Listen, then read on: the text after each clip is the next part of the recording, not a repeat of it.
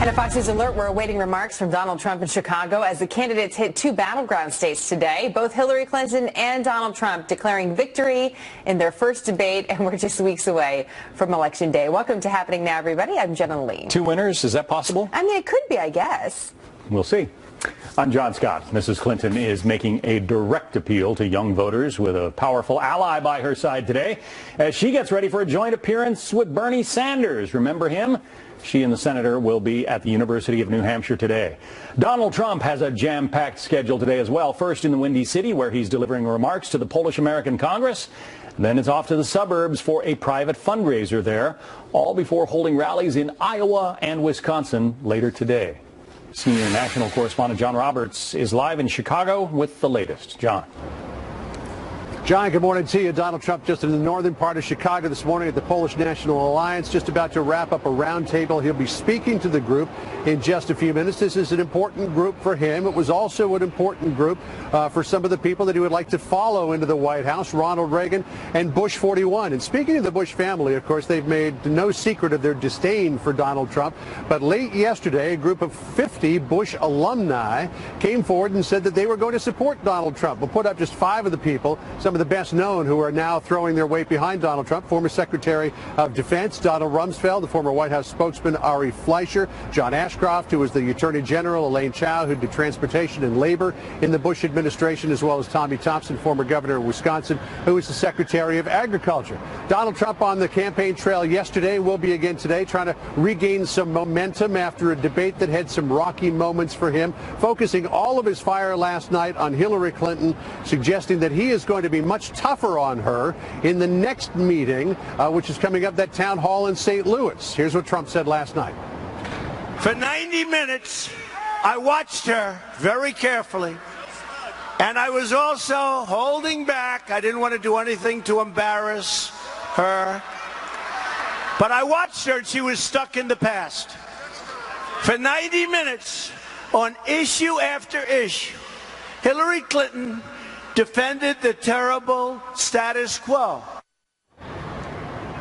In his speech today to the Polish National Alliance, Donald Trump will be talking a lot about law and order, including his plans to bring back stop and frisk, saying what worked in New York City for a number of years could work very well in a city like Chicago that has been gripped by such terrible violence. Here's what Trump said about stop and frisk. Stop and frisk in Chicago, especially where it's going crazy, could save thousands of lives, just like it saved thousands of lives in New York City under Mayor Giuliani. Overwhelmingly, this will save African American and Hispanic lives. And Mayor Giuliani speaking out today against a couple of statements that were made in the debate on Monday night about stop and frisk, where Hillary Clinton said it didn't work, and the debate moderator, Lester Holt, said it was unconstitutional. Giuliani saying this morning, quote, in Mrs. Clinton's case, it's the usual misrepresenting she does when she does not know what she's talking about. As for Mr. Holt, if a moderator is going to interfere, he should do some homework and not pretend to know the law when he does not. Mr. Holt and NBC cannot overrule the U.S. Supreme Court. After he wraps up in Chicago today, he's also got a fundraiser that Mike Ditka will be hosting. He goes to Council Bluffs, Iowa, a state where he leads Hillary Clinton by 5 points, and then to Waukesha, Wisconsin, a state where he trails Hillary Clinton by 5 points. The battle for the Midwest is on. John? We have a legal panel coming up all about that, the legality of stop and frisk. That'll be interesting. John Roberts in Chicago. Yeah, Thank you, John. Issue. Yeah, it Thanks, is. John. Thanks. Well, speaking of the debate, Donald Trump said at Monday's big event that he's the change agent in this election and that a vote for Hillary Clinton is a vote for business as usual.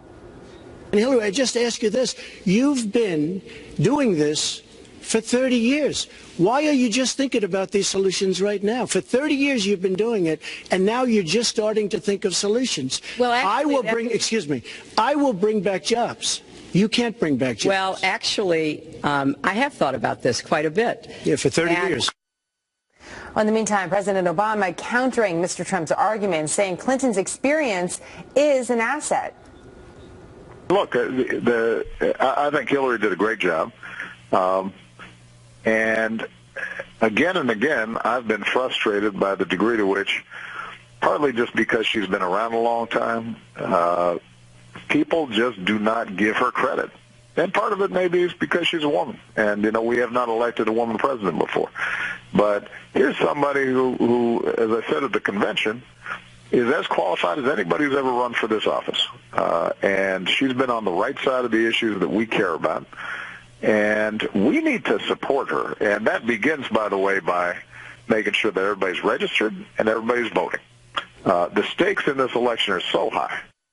Let's bring in Charlie Hurt, columnist for The Washington Times, and Melinda Henneberger, opinion writer for USA Today. It's great to have you both. One of the reasons why we're looking at this topic is because for each candidate, their past plays a role in their campaign, and we can see that in just a few days after the debate. I'm just curious, Melinda, what you think of the president's explanation or defense of Hillary Clinton, saying that she's taken for granted because she's been around for too long and perhaps because she's a woman. Well, definitely gender plays a role. I mean, the reaction to her and to his remarks about her, I mean, that's certainly part of the conversation.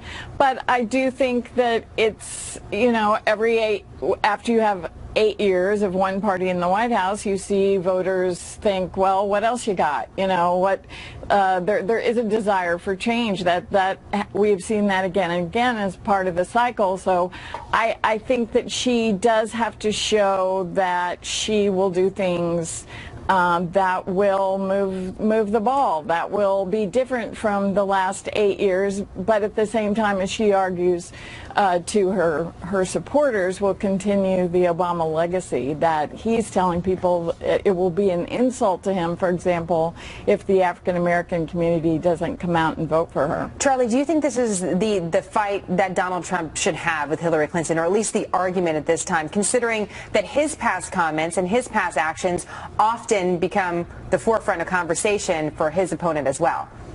Yeah, no, I think that the argument that, look, you've been at this for 30 years, you've been around for 30 years, why are you only now starting to come up with these solutions? I think that was the best line of the debate. The line from the rally talking about that she's a part of the past, all of that is exactly where Donald Trump needs to stay. It's what has generated this enormous support for him so far, both in the Republican primary and increasingly, I think, in the general election. And you know what? Jenna, the future is scary. It's always a little bit scary, and Donald Trump is a little bit scary. But if he can sort of convince people that, yeah, I'm not your usual politician, but I'm part of the future, and then list the ideas that are appealing to people. And then continue to go back to the part that Hillary Clinton represents a third term for Barack Obama, and she has been around for 30 years or 25 years. She's been on the national public stage, and so it's kind of hard that alone sort of disqualifies her. Well, Charlie, let me ask you the same question though for Donald Trump. But the Trump campaign obviously doesn't like this issue brought up, for example, about the beauty queen and the comments that he made about a beauty queen, and he's constantly having to defend that. And so what about Trump's past? Is it just as much of an issue for him as it is for Clinton? I think the reason that he has been able to sort of step away from those, a lot of those really atrocious things that he said in the past, is the fact that the reason he's been on the public stage for so long is because he's been an entertainer. He's been in, sales. He's been in real estate. He's been in all these other markets that thrive on not being politically correct, in being sort of rude and outrageous and dangerous. And it's why I've always believed that he had a lot more of an ability. He had a softer ceiling, meaning that he was going to be able to sort of appeal. He was going to be able to break away from his past better than Hillary Clinton, simply because he's entering a whole new line of work. Hillary Clinton is still, her past is still part of this line of work. He can always say, and he has to some effect, that, look, yeah, I said all these things, it was terrible, but, it was a part of a TV show or whatever. Okay, Melinda, what do you think about that argument? I haven't heard him say that anything he's ever said or done was terrible. I've never heard him apologize for anything. And what's more, he's still saying these outrageous things. But Melinda, to Charlie's point that one could look at it and say, okay, well, he was a businessman, he was an entertainer, he wasn't a politician, and yeah, he made some mistakes, but it's the here and now and it's the future that we're concerned about. Yes, I think that people look at him and look, I mean, you only have to go on, the history is prologue. You only have to go on who is this person, what has their life been about, and I think that both of these people will be judged on that basis. We're watching the event. Rudy Giuliani just stepped to the stage. He's introducing Donald Trump, and I'd love a quick thought from you, Charlie, about Rudy Giuliani's role in this campaign. Rudy Giuliani, where Donald Trump said during the debate, when we're talking about gender issues and we're talking about the past and the way all this is used, during the debate, Donald Trump said, I could say some things, but I'm not going to say things, and of course that was the reference to Bill Clinton's affair. Rudy Giuliani's been more direct about that, and I'm wondering how effective you think he is as a surrogate for Donald Trump and saying the things that Donald Trump hasn't. Well, and Melinda's exactly right about that. But what Donald Trump doesn't necessarily, he's not necessarily said these things and said that what he said in the past is outrageous. But he has all of his surrogates, and Giuliani is kind of the best one of them out there, or one of the best ones out there, who will go directly there and say what either the candidate doesn't want to say or doesn't feel comfortable saying. Do you think that should be part of the campaign now, Charlie? What do you think about that conversation coming up, if at all? What do you mean? Which conversation? Regarding the affair, Bill Clinton. I mean, we haven't even. Everyone talks about, and at the water cooler, about Monica Lewinsky. When are we going to see Monica? Hear about Monica? Any of that? Will we? Do you think that's even part of it? I think Donald Trump needs to be very careful about it, and he acknowledged himself that when he saw Chelsea Clinton sitting in the audience, he didn't want to go there. And obviously he's playing a game when he says that. But you do have to be careful with it. But as you point out, Jenna, I mean, everybody's talking about it anyway. And I think for a lot of, especially young Democratic liberal voters who are coming to this, and they learn about all of this stuff that Bill Clinton perpetrated and Hillary Clinton helped cover up and all that kind of stuff. My goodness, these young people are just like, this is archaic. This is Melinda, a quick final thought from you?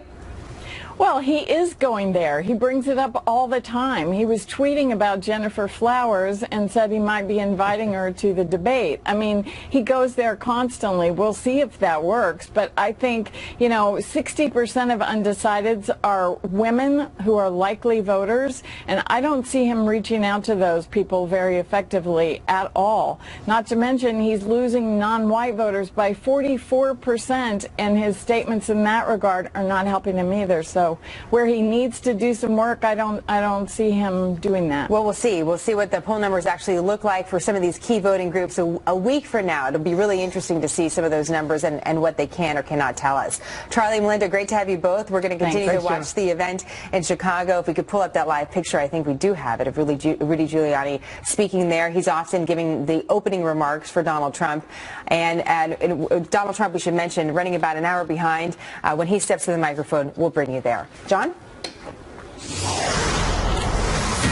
This Fox News alert now. The Senate is preparing to vote to override President Obama's veto of a bill that allows 9/11 families to sue Saudi Arabia for its involvement in the terror attacks. The White House says it would set a dangerous precedent. Lawmakers, though, are hoping they can override his decision. Doug McElway joins us live from Capitol Hill. How is the vote counting going, Doug? Well, the debate is still going on. We expect that vote at 12 noon today, but the Senate is certainly most poised at this point to override a presidential veto for the first time in the history of the Obama administration, and the House set to act later this week. A similar result is expected there. The JASTA bill would allow families or survivors of the 9/11 attacks to sue foreign governments that are found in court to be complicit in terrorist acts here in the United States. It was born from the belief by some that there is a growing body of evidence that the Saudi Arabian government or members of the Saudi royal family may have been at least tangentially involved in plotting the 9/11 attacks. But the bill has made for some really strange bedfellows and also for some very awkward political estrangements. When, for example, was the last time that you saw a very liberal Democratic Senator Blumenthal of Connecticut vote against anything that President Obama has done? But he is doing just that when it comes to the JASTA bill. I deeply respect the president and the reasons that he has given for vetoing the Justice Against Sponsors of Terrorism Act. But I urge my colleagues to move swiftly and soundly to reverse this veto so that these families can have their day in court. The president and opponents of the JASTA bill believe that this sets a very bad precedent, that it would hurt sovereignty and immunity, which is a bedrock of diplomacy, and that there could be retaliatory measures against U.S. citizens from foreign governments who find themselves in this predicament of being sued by U.S. citizens, and perhaps U.S. soldiers abroad could be vulnerable as well. Vote set for 12 noon today, probably the first override of a presidential veto in the Obama administration. John, back to you. High drama there in the Capitol building where you are. Doug McKelway, thank you. So we are keeping an eye on Donald Trump. He is about to step to the microphone where Rudy Giuliani is speaking now in Chicago. We'll take you there as soon as Mr. Trump begins his remarks.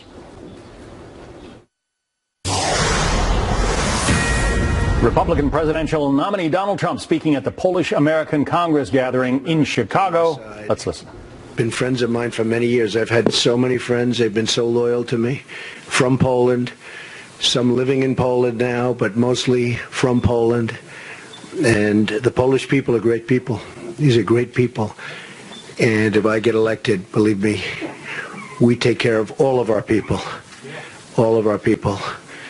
But we do have a very, very special place because Polish Americans, what you've done for this country is really incredible. And I don't think, frankly, that people know the great sacrifices that you've gone through, and Frank and the whole group have done an incredible job. Even just coming to this building and seeing how well organized everything is, how beautiful it is, how clean, how you open it up to the community, Frank, it's amazing. So I just want to congratulate you and I want to thank you. Thank you. I just met many of your leaders and representatives and your press.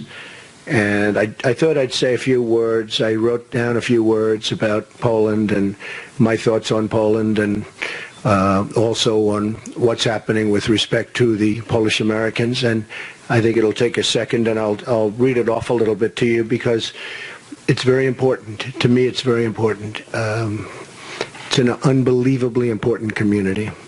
So I'm honored to be here with the Polish American Congress, and I pledge to you, a Trump administration will be a true friend to Poland and to all Polish Americans.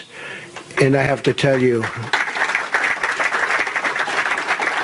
and I don't think you people will be insulted to say, and if I say, we're going to be a friend to everybody. We're going to be friendly to everybody. You know, you heard about the deplorables, right? This is going to be one of those. We're going to be a friend to everybody. And if they don't like me, they will end up liking me, all right? I'll be a friend even when they don't like me, but they will end up liking me when we produce, because we have politicians that don't produce. It's very simple. And Poland has been such an incredible friend to America. And since our founding, if you look, it's been one of our great, great relationships and so important. Strong ally for freedom. During the Cold War, Poland kept the flame of freedom under communist oppression, and it was a beacon. And Poland provided 28,000 troops in total over the years to assist the United States in Afghanistan. That's a lot of troops, 28,000 troops for Afghanistan and Iraq in the hardest fought regions. And plenty of suffering, plenty of suffering. One of the things I wanted to do is mention we are going to continue to monitor Donald Trump and his remarks there at the Polish-American Congress in Chicago. If he makes news during this speech, we will certainly bring you the highlights ahead on Happening Now.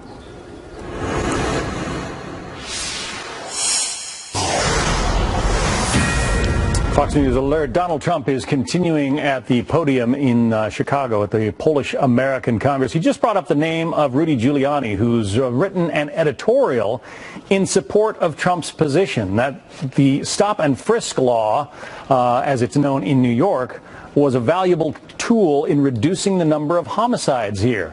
And homicides nationwide obviously are a huge problem. Some new information on gun violence just in Chicago. In just the last 12 hours, from yesterday through this morning, 6 people were shot and wounded. That city has more than 3,200 shooting victims this year. as that controversial tactic known as stop and frisk is back in the national conversation. It allows officers to stop people and search them without actually arresting them, unless, of course, police find illegal weaponry or drugs. And the practice and the issue of growing inner-city violence came up during Monday night's presidential debate. Stop and frisk was ruled unconstitutional in New York because it largely singled out black and Hispanic young men. No, you're wrong. It went before a judge who was a very against police judge. It was taken away from her, and our new mayor, refused to go forward with the case. They would have won an appeal. If you look at it throughout the country, there are many places where the argument is that it's a form of racial profiling. No, the argument is that we have to take the guns away from these people that have them and that are bad people that shouldn't have them. So let's get the legal perspective on stop and frisk, or a Terry stop as it's known in many jurisdictions. Lise Wheel is our Fox News legal analyst. Bob Bianchi is a criminal defense attorney, former head county prosecutor and trial attorney as well. You bring some personal experience to this, Bob, because you used to be an EMT in the inner cities, some of the worst neighborhoods of Newark, New Jersey, for instance. Yeah, I mean, I worked professionally as an EMT, the amount of violence. And what I try to say with people is that you have to use the rule of reason with these things.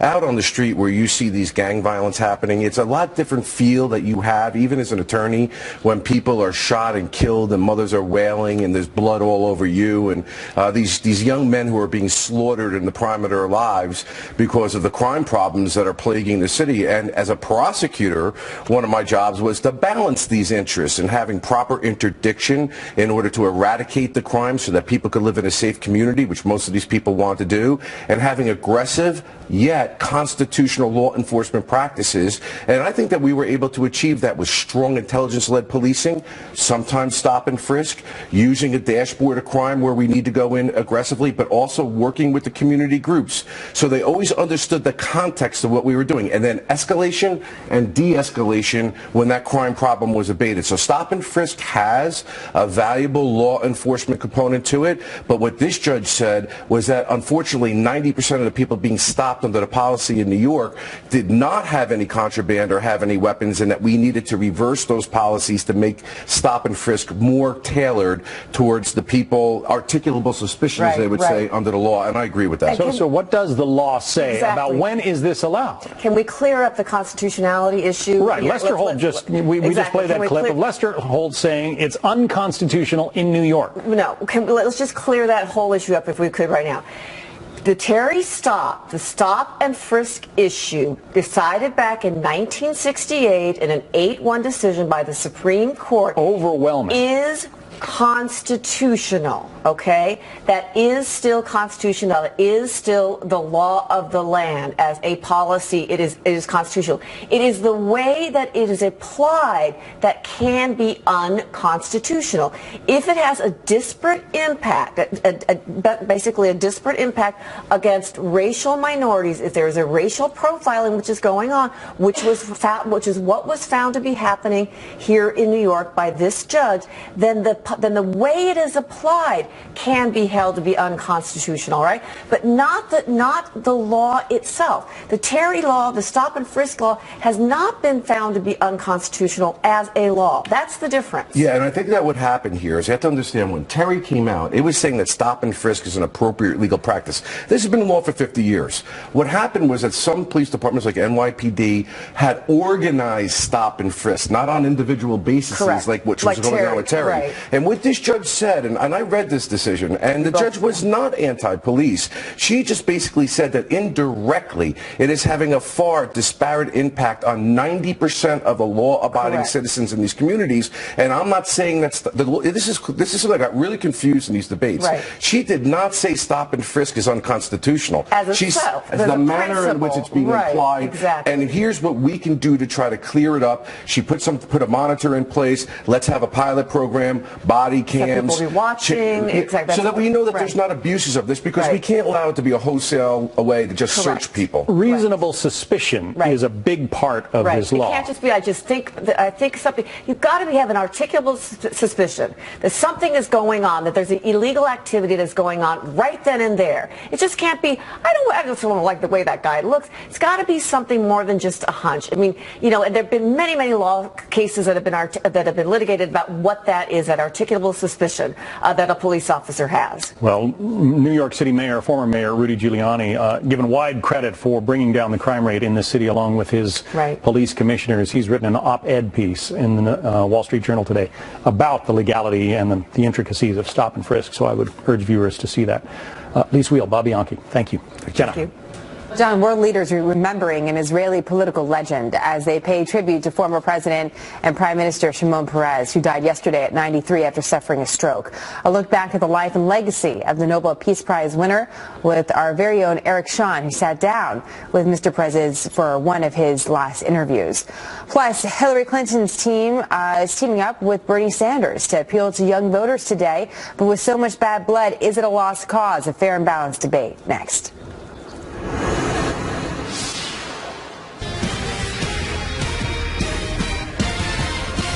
Let's talk a little political strategy now. Hillary Clinton reaching out to young voters who have been in the past reluctant to support her. Clinton's secret weapon appears to be Bernie Sanders, who's hugely popular with millennials. The two will be campaigning together at the University of New Hampshire today, holding a rally and a discussion about college affordability. At a rally yesterday in North Carolina, Mrs. Clinton stressed the importance of these young voters. We're seeing spikes in early voting. And we're seeing voting rates among African Americans, Latinos, and young people going up.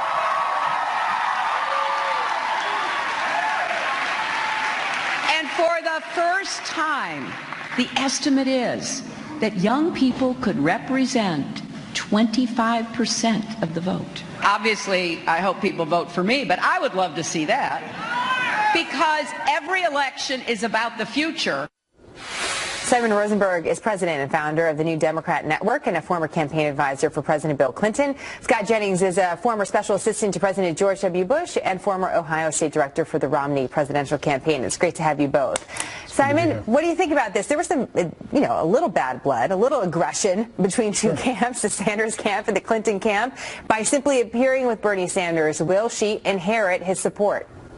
Well, I think we're going to find out, and this is really important for Democrats. We're much more dependent on younger voters than the Republican Party is, and since 2012, 20 million new millennial voters have come into the electorate. It's a 40% increase, up from 50 million to 70 million. So getting it right with young people for Hillary Clinton in the next few months could make the difference between her winning and losing the election. They're putting a lot of energy into it now. I think you're going to see a lot of Bernie Sanders. They understand what they have to do. Scott, what do you think?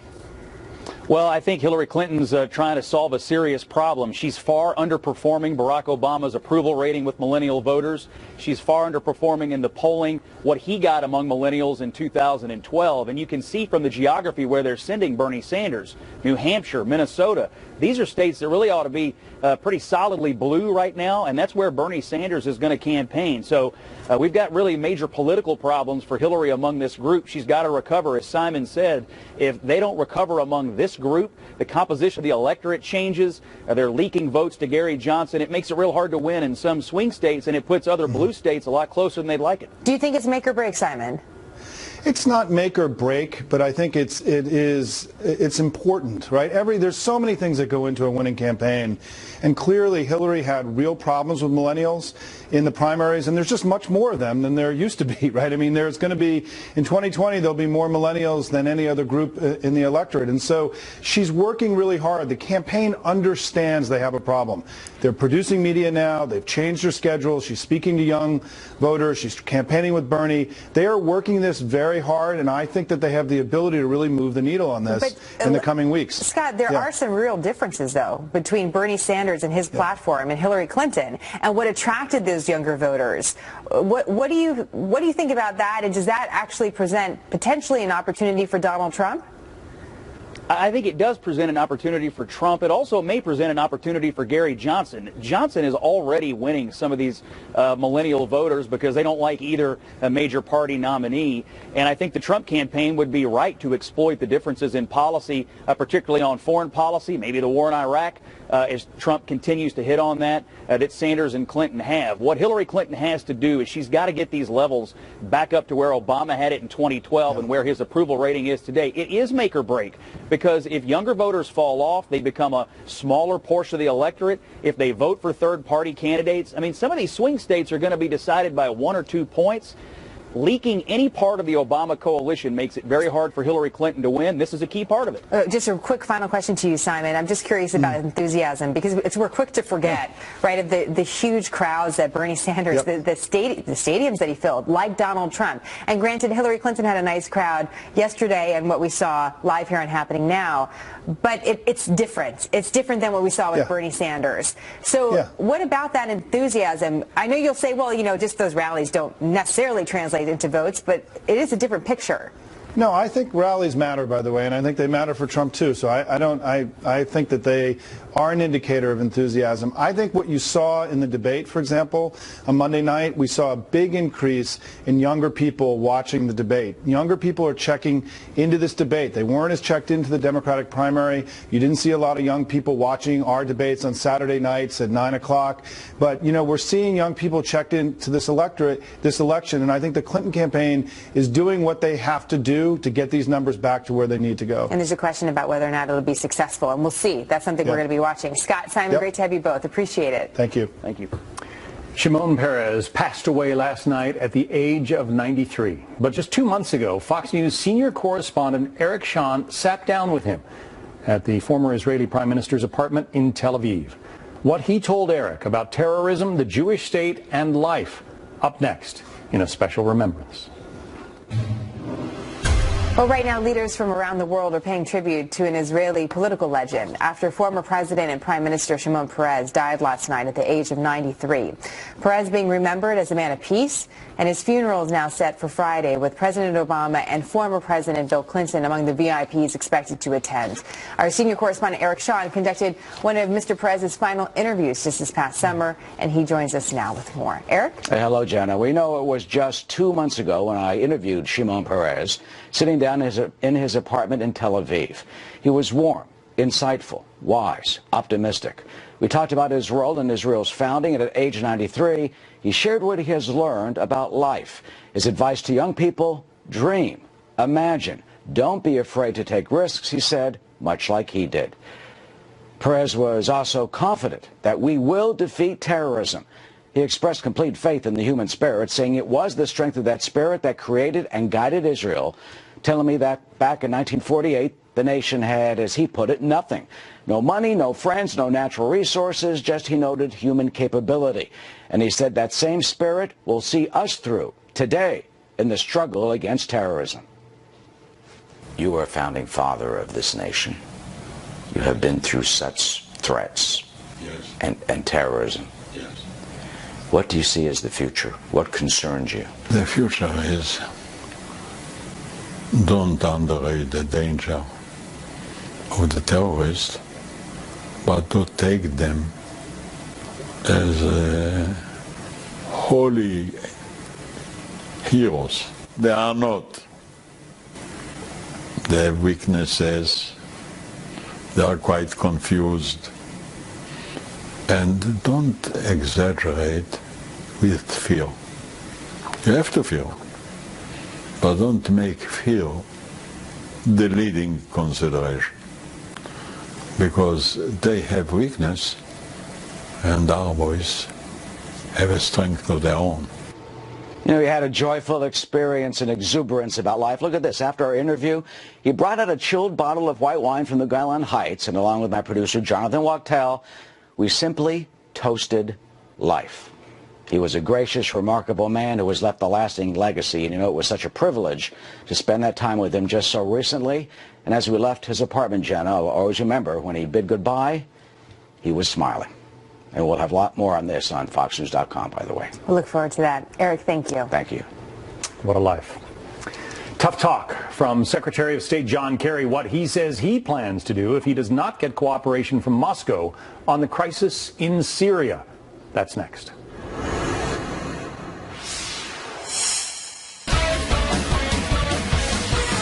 Nine minutes away from the top of the hour. Let's check out what's on Outnumbered. Sandra and Harris, what do you have? Hey, John. Hey, great to see you. Donald Trump, Hillary Clinton back on the campaign trail and back to taunting each other, apparently.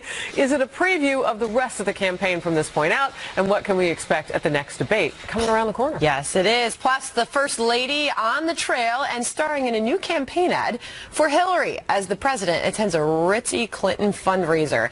Is the Democratic nominee leaning a bit too much on the first couple? And the FBI director is being grilled for a second day right now on Capitol Hill over the immunity that was given to Clinton's aides in the email server investigation. How much is it going to affect her campaign? All that plus our hashtag one lucky guy outnumbered. Join us top of the hour. A first timer. Oh, we'll see you then. Yeah. Take it easy on him. Thanks, John. Fox News Alert, Secretary of State John Kerry threatening to cut off all contact with Moscow over Syria unless Russian and Syrian government attacks on Aleppo end. Big news today. Lucas Tomlinson has the latest from the Pentagon. Lucas? Well, that's right, Jenna. This morning, Secretary of State John Kerry spoke to his Russian counterpart and threatened to cut off all talks with Russia over Syria. Of course, things have escalated dramatically in the past week after a UN convoy delivering aid, food, blankets, toys for children was bombed. Officials say here at the Pentagon it was the Russians that were responsible for that bombing. There were Syrian jets also in the air. The Russians deny the accusation. They say a U.S. drone was in the air. Pentagon officials I have spoken to deny that charge. It's been a big back and forth, but one thing is not in dispute, Jenna. The Syrian people are the victims. Right now, there are about 250,000 Syrians trapped in eastern Aleppo, some cut off from food and water and are dramatically, they really need aid, they say. Secretary of State, when he spoke to his Russian counterpart, said, quote, the Secretary made clear the United States and its partners hold Russia responsible for this situation, including the use of incendiary and bunker buster bombs in an urban environment, a dramatic escalation that puts civilians at great risk. So you can see, Jenna, that the war of words continues, although to date the U.S. military is not conducting any kind of air operations over the skies of Aleppo to protect civilians on the ground, protect rebels, some whom are backed by the United States, and there's been no request by the international community to have U.S. jets protect these aid convoys as they come from Turkey into Aleppo. Also in the region, shifting gears over to Iraq, we're about to hear from Secretary of Defense Ash Carter. After a week of reports of an increase in U.S. troops on the ground there in Iraq, the Secretary, I'm told, will make an announcement that over 500 troops, maybe even as high as 600 troops are going to Iraq. We'll hear more, and we'll get back with you real soon, Jenna. And that would bring the number, the total, to more than 6,000 there in Iraq. So it's something that we're watching very closely. Lucas, thank you. A lot of breaking news there. A Fox Business Alert on a story we have closely followed on happening now after one of America's biggest banks scammed millions of its own customers. Wells Fargo is not going to win any customer service awards. We're learning now that its CEO, John Stumpf, will forfeit a whopping $41 million over the scandal. This ahead of his planned testimony before the House Financial Services Committee tomorrow. Fox Business Network's Lauren Simonetti joins us live with the latest. Lauren. All right. Hi, John. The financial consequences now of the Wells Fargo scandal over illegally creating those fake accounts has reached the executive suite. The bank taking the unusual move of clawing back tens of millions of dollars from key leaders, including, like you mentioned, $41 million from its CEO, John Stumpf, and $19 million from the retired Carrie Tolstead. She oversaw the division where the bank's bad behavior occurred. This is a big deal because since the financial crisis, regulators have been urging companies to claw back compensation for bad behavior, but boards of directors have been very hesitant to do so. All of this, of course, comes ahead of testimony tomorrow on Capitol Hill by some of the bank's executives, adding more pressure on Wells Fargo and its chief On top of all of this, the Justice Department is investigating the bank. The Labor Department is looking into potential worker abuses to see if tellers, branch managers, and customer service representatives were threatened with losing their jobs if they didn't meet aggressive sales targets. And as you know, Wells Fargo already agreed to pay $185 million in fines to regulators. It fired more than 5,000 employees for ethics violations and bilking customers out of their money. But unfortunately, the clawback might be too little too late, John. And we all helped save Wells Fargo during the did. bank bailout with our tax dollars, did we not? Yep. And this is the kind of thanks Wells Fargo gives us. Nice. All right, Lauren Simonetti, thank you. Thank you, John. Well, new next hour happening now, nearly 20 years after the unsolved murder of a 6-year-old beauty queen. New information on the case, what JonBenet Ramsey's father is now saying, plus the FBI director on the hot seat, what he's telling lawmakers about the investigation into Hillary Clinton's emails and reports that a Trump advisor may have communicated with top Russian officials. We're live at that story ahead. We'll see you back here in an hour. Outnumbered begins right now.